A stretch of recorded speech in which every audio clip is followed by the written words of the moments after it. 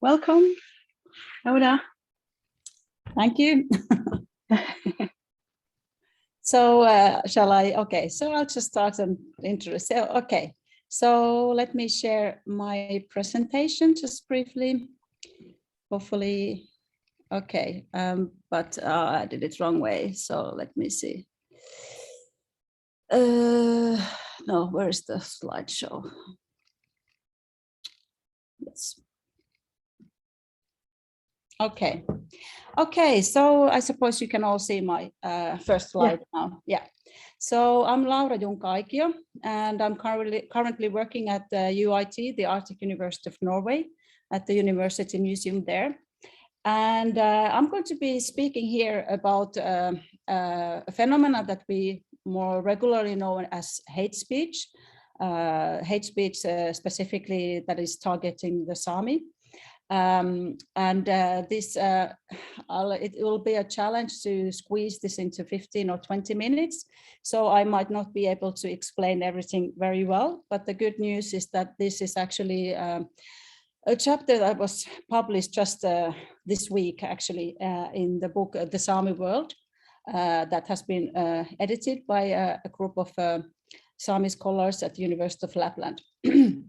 So I hope that if I can't explain everything, at least you'll get the curiosity to go and check out the actual text.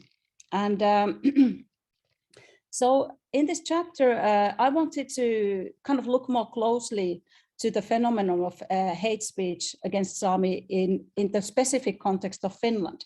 So we know that especially online hate speech is a growing phenomenon and problem all over the world, also in indigenous contexts, and in Sápmi also. It's a growing concern that there's a growing amount of hate speech targeting the Sami. It's getting more vicious, and it also can have a real life effect. So, you know, there's a lot of research of hate speech actually crowding the space for also offline violence.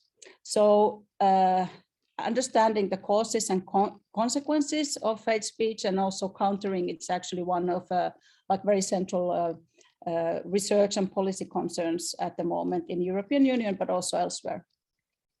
And now, when looking at hate speech in Finland, I actually felt like hate speech as a concept is quite a limited one because it kind of directs attention to speech that is supposed to be somehow hateful and which sort of connects this speech acts with individuals that are hateful or hating, etc. And I also felt like the kind of derogatory speech that is a problem in the Finnish side, it's not necessarily hate speech in that sense.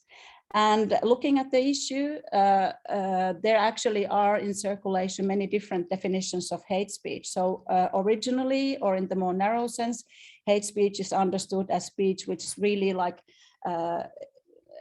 how creates sort of direct harm to people, to the groups that it's targeting. But then more recently, it's got understood much more broadly as speech which sort of creates an environment which kind of encourages these kind of hateful acts or creates incites prejudice or a social environment which is hateful towards certain groups and minorities. And but because of this problematic, I was really happy when I was looking for a concept to find Lynn Tyrrell's article on toxic speech, because I felt that this is actually a concept that is more relevant to the kind of phenomena that I'm looking for. So Lynn Tyrrell has been using this concept of toxic speech specifically to draw attention away from individual speech acts to understand hate speech more like a social problem, a social phenomena which affects and damages the whole social body and which cannot be traced down to individuals or individual hatred, but should be understood and examined more as a problem that permeates the whole society. And in this context, also speech which is devoid of derogatory terms can be understood as a toxic speech. So the point is more like how certain kind of speech through repetition, to continuous repetition over time, sort of pushes further the boundaries of acceptable speech, and in this ways kind of infects the society with kind of attitudes that are increasingly hateful and damaging to the groups that this speech is targeting. So therefore, in the chapter, I decided to use this notion of toxic speech because I felt like it's more, it enables examination of hate speech in ways that I find more useful and relevant. Now, in Sápmi, or in the context of hate speech that is targeting Sami, well, one thing about hate speech and toxic speech is that it's usually sort of accelerates or exacerbates conflicts and kind of hierarchies that already exist in the society. So it doesn't emerge in a vacuum. And if we're looking at anti-Sami toxic speech or hate speech, I use these both. So if I say sometimes hate speech, I don't mean a different thing from toxic speech. So of course, in Sami context, the historical context is the colonial discourses and racial hierarchies, which have created this understanding of Sami as inferior. But what has changed in the past couple of decades is that the revival of indigenous rights and the mobilization of ethnopolitical mobilization of indigenous peoples has sort of changed the kind of status of indigenous peoples within the society. And through this empowerment, through these positive developments relating to indigenous rights, indigenous peoples, including Sami, are considered within the dominant society by some people increasingly not as just as inferior people, but also as a threat to the dominant order and to the threat to their position. And so what has happened is that in the Sami context, there's been a shift from derogatory speech towards kind of hateful speech, which relates to this empowerment of indigenous peoples. And this kind of speech in each Nordic country that I looked at, it's prevalent, especially around conflicts which relate to land rights and natural resources. So when you have conflicts or when you have legal developments that sort of increase indigenous rights, Sami rights, these are the flashpoints where you witness growing hate speech or toxic speech, whatever term you want to use. And in Finland, and I really emphasize that there are differences in the ways in which these discourses and there's different in what are the conflicts around which these problems emerge in each Nordic country. So in Finland, the really central and most common debate or conflict relates currently to the Sami parliament and especially its electoral register. And so much of the hate speech relates to kind of to the position and policies of the Sami parliament, and especially to question of who is included in the electoral register of the Sami parliament. I will return to this later, but this is like a core issue in the Finnish politics regarding the Sami. And in Finland, this kind of conflict and the discussions and debates that surround it is promoted especially by popular movements, which advocate what are called as political self-indigenization in order to gain access in the Sami parliament's electoral register. So there are social movements which are sort of promoting this kind of new Sami identities in order to justify that they should also be included in Sami parliament's electoral register. And this is a complex issue that I can't go so closely within this 15 to 20 minutes. But basically, I want to explain a little bit the concept of political self-indigenization, because these social movements that have emerged in Finland and which practice this self-indigenization, they are by no means unique. So first of all, concept of self-indigenization, I didn't invent it. It's been used by various scholars in North American context, for example, Cersei Sturm, Daryl LaRoux, and Adam Gautry, but also increasingly by many others. And this term relates to a kind of a broad shift in sort of white or settler identity politics. So for the past decades, and very much in parallel with the strengthening of indigenous status and strengthening of indigenous rights within settler societies, there's been increasingly tendency among white or settler or non-indigenous populations to kind of start to recreate identities as indigenous based on distant ancestry claims, DNA, or simply kind of narratives of self-identification and family sort of stories. And again, this is a complex issue, and one concept doesn't fit every person and every context, but this is definitely, if you look broadly, this is a growing phenomenon within settler societies, and a very controversial one, because the problem and what kind of separates it or puts it apart from indigenous revitalization is that usually these forms of recreating indigenous identity strongly contradict indigenous people's own understandings of their community, of their peoplehood, and therefore also challenge indigenous self-determination, challenge indigenous understandings of themselves and their collective identity. So this is a growing problem in many places, and it's definitely a problem in Finland.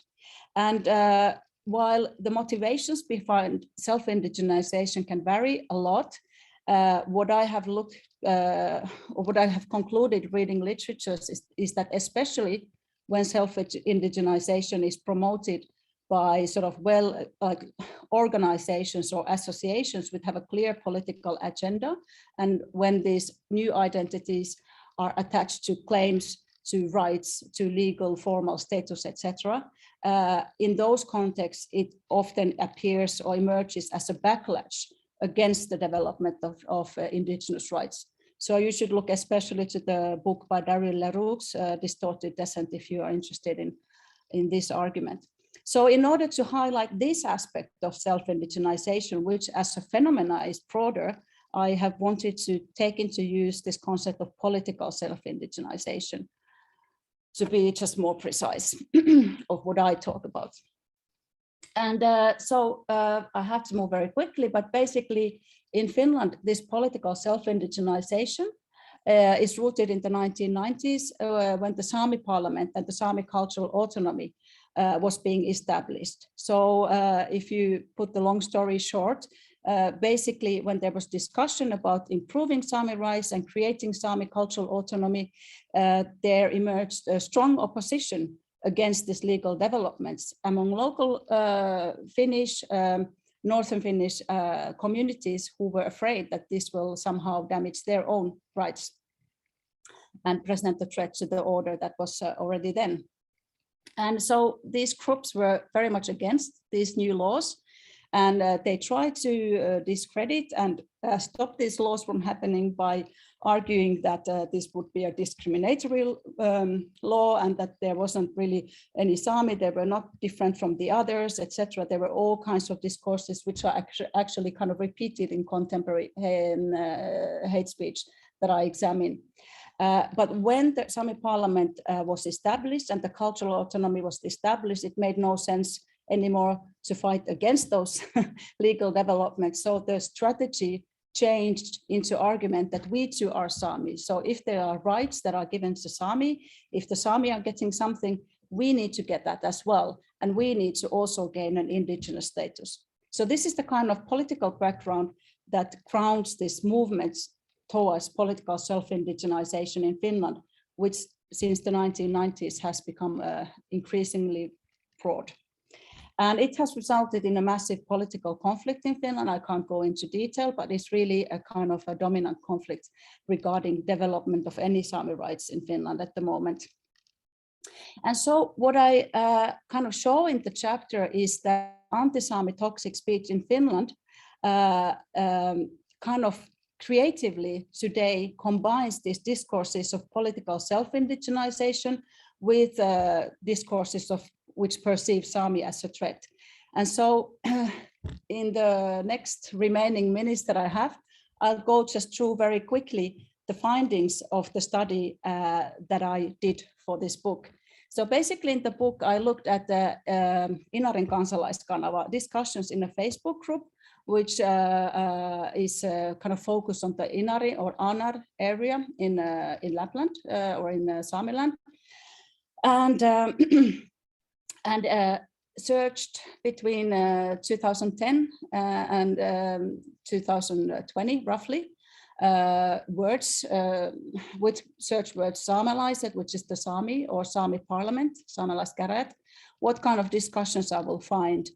And then from those discussions, I sort of picked all the discussions that could be seen as derogatory or harmful towards the Sami, and then analyzed what are the main narrative patterns and strategies that were used in those discussions.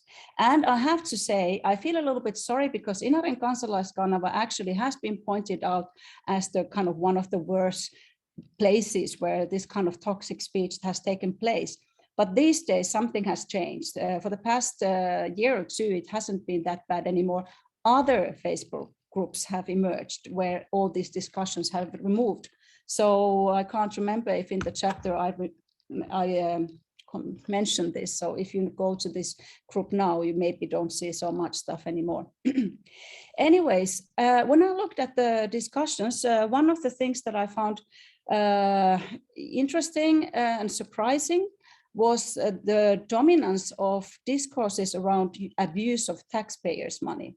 So a lot of the discussions focus on how Sami Parliament is abusing money to actually sort of make problems to other people, and how this is all sort of grounded in self-interest, and that they are actually using the other locals' money to kind of keep going this self-feeding machine that takes monies from others and uses the money for fat salaries of the Sami elites, or to just make trouble to others, such as small-scale gold miners, who the Sami Parliament has been pitted against for a long time. So, so this was a very dominant discourse. And very much this discourse is mixed with narratives of greed for land and power. So again, in this narrative, the idea is that interchangeably the Sami Parliament or the supposed elites, the Sami elites who are sort of ruling the Sami Parliament, that they are using this Sami cultural autonomy just to gain land for themselves, for personally, or for their families, or for their good friends, and to grasp all of the power. So there was a lot of critique of the Sami Parliament, but also Sami individuals, or actually anyone who sort of talks for Sami rights on the basis of all being based on Sami creed, to want to grasp everything so that the others don't have. So this was a very kind of common way of speech. Now this also mixes with the discourse of immigrants and colonists. So a lot of discussions went around talking about the Sami actually being immigrants in northern Finland, not the indigenous people, but immigrants and actually colonists who are colonizing the actual indigenous people who were there first. And this discourse, I think there's a bit similar. I've understood that, for example, in Norway or in Sweden, people might say that the Sami came from the other Nordic countries and they are not indigenous to that area. And this relates to the fact that the Sami used to live a borderless area. And when the state boundaries were established between Russia, Finland, Norway, and Sweden, people had to sort of choose which side they are on. So there's been this kind of forced relocation, history of forced relocation, which relates to the construction of national boundaries. And that has resulted in people moving across the boundaries, but it doesn't mean that the Sami would be immigrants to this area. But anyways, in these discussions, this history of forced relocation has been sort of translated into a history of the Sami coming over to take over other people's lands and colonizing them. So there's a discussion that, and this actually targets especially the reindeer herding Sami, because they are the ones who have been moving around. So no one else is allowed to live here except for reindeer herders and their families. They are going to push us away. They are colonizing us, and the us is then conceptualized as another indigenous people, a Lap people, which again I don't have time to explain what is the background of this kind of sort of conceptual appropriation, but there are all these kind of identity constructions which sort of challenge Sami indigeneity by posing people with settler background as the rightful real native people of this area. And this discourse of course, it's also mixed with the discourse of internal oppression. So the discussions, it's not just that the Sami came from somewhere else, but there's also there's the mixture that either they came from elsewhere and are oppressing the real indigenous people, the Laps, or the discussion is about the Sami, it's the North Sami who managed the Sami parliament, it's the reindeer herding North Sami who have come from elsewhere and who don't recognize the real indigenous people who are also Sami, but forgotten.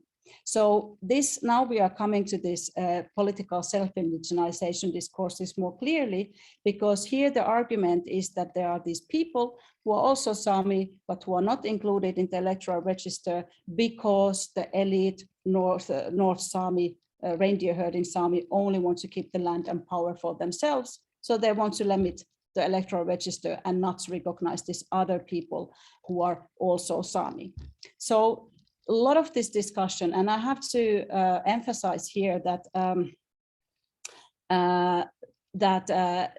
there's been like academic knowledge production in Finland, which is sort of created this concept of non-status Sami and all kinds of different concepts for identifying as this kind of marginalized, excluded Sami. And you know, a lot of this academic production is actually involved in these organizations, but on the other hand, of course, these discussions exist independently of the academics. So much of this literature is used and recycled here and operationalized in new ways and kind of brought together with speech that is clearly sort of hateful and toxic towards the Sami as such, even if that might not have been the intention of the writers themselves. And so curiously, this political self-indigenization sort of takes us to the discourses of cultural revitalization. So the next step after arguing that is the elite Sami who are marginalizing the real Sami who are actually more indigenous to the area. So this discourse then is kind of extended to argue that these people who are challenging the Sami parliament are actually just wanting to revitalize Sami culture. And by not accepting them, by not bringing them into the electoral register, Sami parliament is actually, by discriminating, sort of weakening Saminess and undermining Sami cultural revitalization and kind of focusing on conflict instead of collaboration and cooperation. So here we see how seamlessly this cultural revitalization discourse then can be glued on top of these other discourses that are less sort of oriented towards a Sami well-being. And then finally, these discourses, and I'm really talking about same discussion threads. It's not like me copy-pasting different discussions and bringing them together. These kind of reasonings can exist within the same discussion threads. So finally, these discussions are often brought together to an argument that the Sami parliament and thereby also Sami cultural autonomy should be ended. So the idea is that the Sami parliament is violating human rights because it's violating the human rights of those who are not accepted as part of the electoral register, and therefore funding should be cut off completely. So we started with the discourses of taxpayers' money and how they are using it, and we end with the idea that the whole funding of the Sami parliament should be ended because they are just violating human rights. And there are these discussions that it's not use to have a Sami parliament, that Sami issues should be taken care by the Finnish state, which can do it better, etc. So we come a full loop back to actually idea that there is no value for Sami self-determination or cultural autonomy because the Sami are not capable of running it fairly. And so to conclude, I want to say that firstly, in a social environment which is permitted by this political self-indigenization, the discourses of indigenous revitalization and discourses that are clearly hostile towards Sami self-determination and autonomy, they sort of are merged and the differences can become very elusive. And I think this is one of the reasons why I really want to talk about toxic speech here, because in order to understand the full political force of these discourses, you can't look at individual sentences. You can't look at certain parts of it because all the sentences don't look hateful. But you do have to understand the full political, social, historical background and understand how different statements relate to each other. So in this sense, toxic speech is very intertextual because in order to understand its parts and its effect on the Sami, you have to understand the whole thing, and it becomes very difficult if you haven't been following it. Also I want to say that the number of people who participate in these Facebook discussions, of course, it's not that large. I mean, there's not so many people in Northern Finland to begin with, let alone those who want to participate or who want to write public statements. But of course, one issue is that these kind of discussions, it's not only in the social media, it's also in many other places, and they just go on and they go unchallenged. So there's a silent majority who never contests. And those who contest those discussions put themselves in a place where they get very angry responses. So I think people don't bother. So this kind of speech just goes on and on and on in the social media and grows. Yeah, actually, I want to stop here because I think it's time. I don't have time to go to the ethics of critique, the politics and ethics of critiquing this, but I'm happy to reply questions if you have anything about that. And I hope I was able to explain this somehow intelligibly. And if not, please look at the chapter. Thank you. Thank you, Laura. Any questions or comments? I can start. I think it's very important topic that you talk about, and it's also linked to a discussion that we had on Wednesday in relation to Olof Stjernström's talk, when we talked about kind of this tendency to talk about Norwegian Sami, Swedish Sami, Finnish Sami.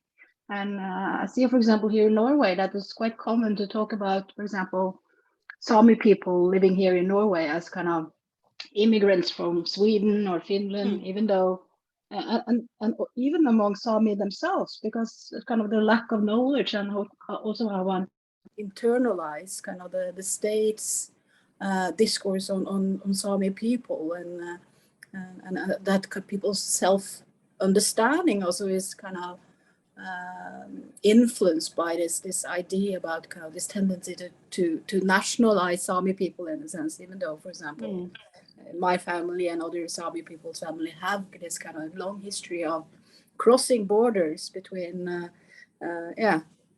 winter pastures and summer pastures, migrating through the kind of different areas at the same time. And I think that, but what I wondered was,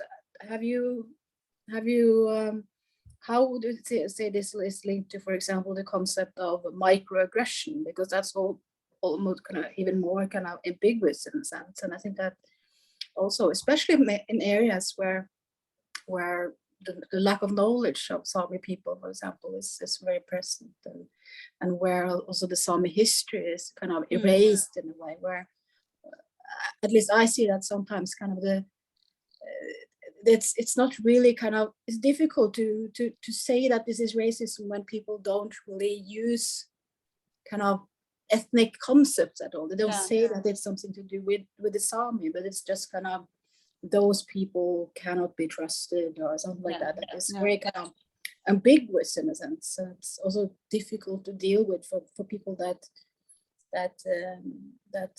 meet this kind of actions or speech, because it's you cannot really kind of say that it's racist when nothing kind of is said explicitly. Yeah, I think I have a bit mixed feelings about the notion of racism, even like in general, like how useful it is in the Sami context, and can we use other words to talk about sort of ethnic hierarchies and inequalities than racism? Like, I don't say that race wouldn't be an issue, but I think there's some more to this than racism, definitely. And I think there's a lot to do with local knowledge, because for example, this kind of genealogy of this political self-indigenization in Finland, it really kind of started in the Enontekiö region, but has spread to many other places. And I think in every other different area in northern Finland, there's a little bit different set of motivations involved, because, for example, in Enontekiö, you do have Finnish settlers and Sami reindeer herders who are competing for the same pastures. Then you have outside of Sami reindeer herding area, you have Finnish reindeer herders who maybe feel that they want to have the Sami status, so that their reindeer herding would be also protected by indigenous rights against, for example, wind power, etc. So of course, this is a different motivation than to self-indigenize. And so there's a lot of different motivations, and then personal motivations, like looking for some more meaningful identity. I mean, it's not the most fascinating thing to consider yourself a settler these days. So there's this notion with Tuck and Young about settler futurity, and saving the settler futurity. Well, one way of saving your position is to become a native, right? So I think there's so many motivations involved, and then for people who don't necessarily have the local knowledge, who haven't lived, for example, the time around Enontekiö to see how these things change and how they have developed, for them to understand from the outside what's going on, what is this issue, because this discourse of self-indigenization, it appeals to our sensibility of ethic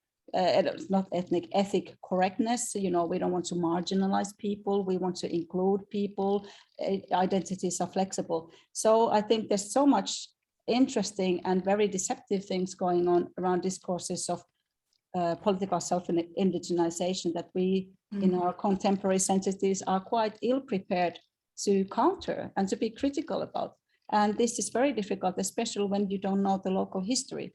So so this is this actually goes to the politics and ethics of critique. It is a very, very difficult discourses to critique, because you are very easily misunderstood as saying that identities are something forever, they are not changing, they're not hybrid, there's authentic Saminess. And this is not what it is about when you critique these things. So, yeah. Yeah, and it's also difficult. I think it's difficult to talk about kind of this kind of pretendians and what they call it in the US, because it's often when talking about this in a Nordic context, it's kind of it's a blurry line between those who have kind of a family link, for example, a grandmother or a great grandmother who was Sami, have still kind of a link to the Sami culture while feeling kind of quite distant, and those who are just kind of imagining some kind of using a distant ancestor to or DNA test even to try to play. But I should actually correct you, because if you have a Sami grandmother or even grandmother, then there's no problem. You will be in the electoral register. So these claims in Finland, you know, people who are not included in the electoral register, even if they have Sami ancestry, this ancestry has to be from the early 19th century, or often they relate to early 18th century, like the kind of evidence that people push forward as evidence of their ancestry. So there's a lot of discussion. I mean, in the social media also, you will find discussion that my grandmother is Sami and I'm not accepted. But this is not true, because if the person is Sami, then you are accepted. So there is also fabrication, or maybe make believe for yourself also. But it's a problem. It's a different problem. But then again, like I think what I kind of wanted to show with this study is also, like, irrespective what your stand is towards these identity questions, the thing is that these identity questions are hijacked in the service of discourses which are very clearly anti-Sami. I think in Norway you have now problems with, you know, if you look at the discourses, they're not that different, for example, from EDL, from the kind of idea that Sami rights counteracts democracy because it gives special rights to some people based on ethnicity. And of course, the frustrating part, the people in EDL have Sami background themselves, and that's kind of how do you deal with those? Jarl Hellesvik, for example, who has never kind of hidden that he has his mother spoke Sami. So this is a very interesting question that I've been wondering, and I think it's one of the reasons why the kind of exchange of understanding in Sápmi between the Sami in Norway and Finland has been difficult, is that, as far as I see, in Norway, kind of opposition against development of Sami rights has been proceeded very much through undermining Sami claims to Sami identity. Whereas in Finland, it's now the opposite. It's like the discourses of we are all Sami is the very, very kind of vehicle through which you counter the development of Sami rights. And so we kind of, if we don't understand this difference, we don't, it's kind of difficult to understand the parallels of understanding the social movements which emerge as local opposition to the development of Sami rights for various reasons. Some of them may be legitimate. I mean, I can understand that there are local communities who feel that is threatening to have Sami empowerment. I mean, these are in a way real issues that you do need to deal with, but not by forcing the Sami parliament to recognize people who are not Sami within its electoral register, which is what is happening in Finland with the help of the Finnish court. So, yeah.